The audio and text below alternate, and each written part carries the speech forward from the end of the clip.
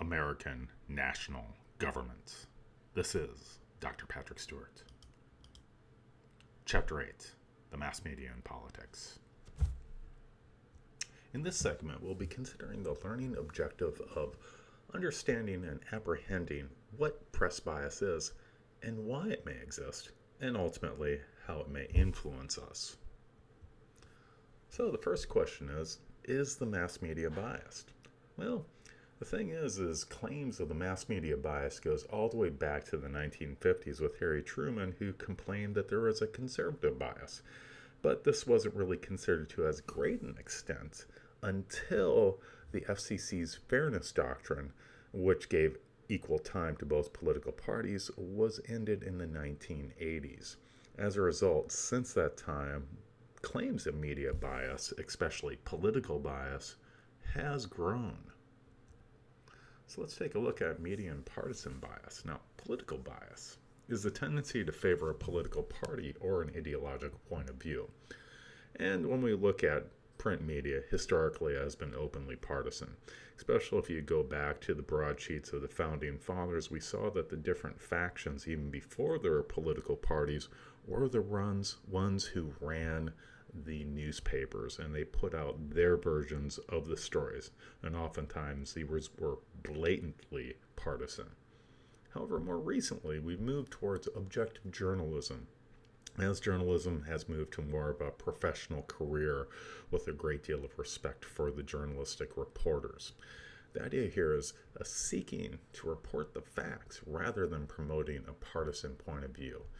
In other words, here we see a reporting of both sides of the story to provide balance.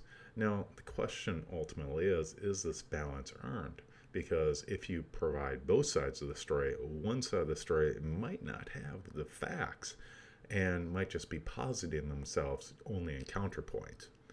Now, the thing is, as well, recent research has found minimal evidence of supporting claims of partisan bias. And this has been the case with major newspapers and other news sources. Trends in recent decades show that the media is moving away from this objective journalism. There's more of a tend towards the blogosphere with an attempt to provide biased information that is supported by the people who read this. So moving a little bit further into this, we can see that there are partisan differences in the news sources. So in the next couple of figures there in the book, we see that Republicans and Democrats get their news from different sources and have different levels of trust based upon their news sources. And most obviously, for those who trust a news source, they're going to go to it more often and vice versa, because if you don't trust it, why would you actually watch it? And as expected, the Republicans go to Fox News, whereas Democrats go to the other news sources, ABC, NBC, CBS, MSNBC, CNN, and NPR. But when we look at media bias, we see this isn't necessarily a political bias. It's oftentimes a bias of hard news versus soft news. Hard news are those stories that concern important decisions and events, and this is the sort of thing that we'd expect news to cover. But this loses out to soft news, the human interest stories that have entertainment value. And of course, with the influx of mass media stars into politics, one might see that this barrier between hard and soft is starting to diminish, and this in turn might have an influence on the outcomes within our political environment. We also see some bias within racial and gender issues. Well, for instance, female candidates for elective office tend to get less news coverage than male candidates. And indeed, when they are covered, it's disproportionately focused on the women's issues. In other words, if you're a woman, you must be running on women's issues, whereas a man might be covered on all the issues. With racial bias, what we're seeing is African Americans tend to be less prominently covered when there are good outcomes to these stories. But when there are bad outcomes, they are more prominently covered in these stories. Now, in both these cases, this might be the product of the demographic makeup of the newsrooms. In other words, we have overwhelmingly white males in the newsroom, so it might not be a systematic choice, but might be an unconscious bias that leads to these different news stories being covered. More than anything, though, we see that there is a negativity bias, and the media is open about it. They tend to favor the stories that emphasize the negative aspects of politics and government, and this is due in part to the watchdog function that the media plays. But it's also because the news media tends to focus on the unusual and the extreme, not the mundane and common. So we've heard that story about the dog bites man just doesn't get covered. So, a government agency doing its job, that's not news. However, when a man bites a dog, when something bizarre happens, that's when the media will cover it. And likewise, the term, if it bleeds, it leads, well, it's certainly another indicator of why the negativity bias is so important and how it functions. Now, strategic framing also plays a role. So, when you have a political story, what happens is instead of exploring the content of the complex issues, which might take an awful lot of time, what happens is instead a focus on the candidate or the partisan side and who's winning and who's losing. So this dichotomizes things as opposed to exploring the complexities that are inherent in any human issue. Now, where there is bias that is very apparent, it's through the editorial views, and this often reflects the perceptions of the owners, as does the types of news reported. And this propaganda model suggests that the media are biased towards corporate interests, and the corporate interests ultimately are profit. Okay, so it's profit over neutrality. And when there are social agendas, they're going to be in the corporate interest, and oftentimes this is for the status quo. In other words, maintaining the flow of income. In other words, follow the money.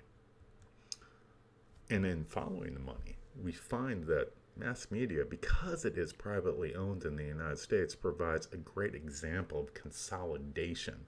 So we have, where profits can be made, greater concentration of media ownership in both print and broadcast media.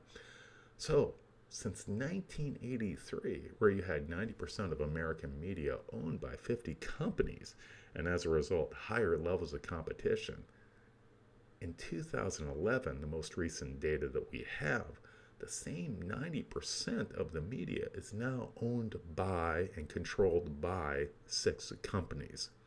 In other words, while there might not be collusion between them, there certainly is a very distinct lack of competition as they have each carved out their own niches. Now, these companies are GE, News Corp, Disney, Viacom, Time Warner, and CBS. And they control 90% of what we read, watch, and listen to. And all we have to do is look at the slide and maybe do a little bit more research to see that if there is bias, this bias is towards the status quo that supports the income profits of these 6 companies.